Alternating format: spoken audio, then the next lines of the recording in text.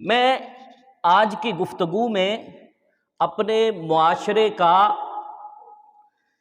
ایک ڈارک چہرہ آپ کے سامنے رکھنا چاہ رہا ہوں۔ جو بیٹی کی ذات ہوتی ہے یہ بڑی مظلوم ذات ہے۔ ویسے اگر دیکھا جائے تو ہمارے ہاں جس نے اپنی زندگی بدماشی میں بھی گزاری ہو نا، بیٹی کا تو وہ بھی بھلا چاہتا ہے۔ اس نے اپنی زندگی بدماشی میں بھی گزاری ہو، لیکن جب بچی کی شادی کا وقت آتا ہے تو وہ لوگوں سے یہ کہتا پھر رہا ہوتا ہے، کوئی اچھا سا گھر بتا دو تاکہ میں اپنی بچی کی شادی کر دوں۔ ایک اور سیاہ پہلو یہ بھی ہے ہمارے معاشرے کا، کسی بندے کے ہاں 5 بیٹے ہوں نا، 5، اور چھٹا بھی اس کے گھر بیٹا ہی پیدا ہو جائے تو کوئی شخص اس کے ساتھ آ کر افسوس نہیں کرتا کہ تیرے پاس تو پہلے بھی 5 بیٹے تھے، کیا تھا اگر اللہ تجھے بیٹی ہی دے دیتا۔ نہیں، 5 بچے پہلے تھے، 5 بیٹے پہلے تھے، 6واں پھر بیٹا ہوا، اور لوگ یہ کہتے ہیں کہ تیجی جوڑی رل گئی۔ کیا کہتے ہیں؟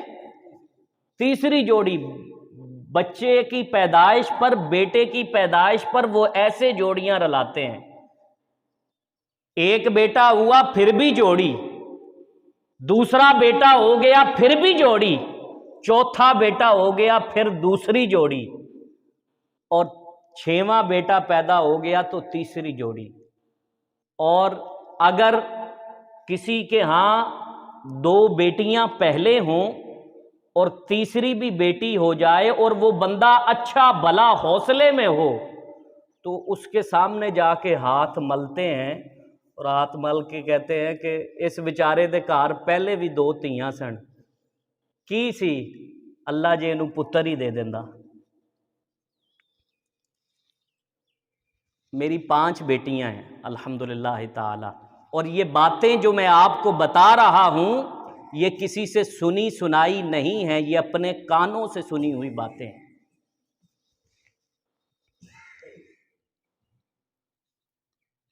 پھر وہ بندہ اچھا بھلا ہے، لیکن ہاتھوں کو ملتے ہوئے اسے کہہ رہے ہیں کہ اس بیچارے دیاں پہلے بھی 2 تیاں سن، کی سی اللہ جے نو پتر ہی دے دیندا۔ خبردار، بیٹی والوں کو بیچارہ کہنا بند کرو۔ رسول اللہ صلی اللہ علیہ وآلہ وسلم کی بھی 4 بیٹیاں تھیں، اور حضور علیہ الصلوۃ والسلام سے اللہ نے بیٹے لے کر بیٹی سیدہ فاطمہ عطا کی، اور سیدہ فاطمہ کی جب ولادت ہوئی تو فرمایا انا اعطیناک الکوثر، کہ حبیب ہم نے تجھے کوثر عطا کر دی ہے۔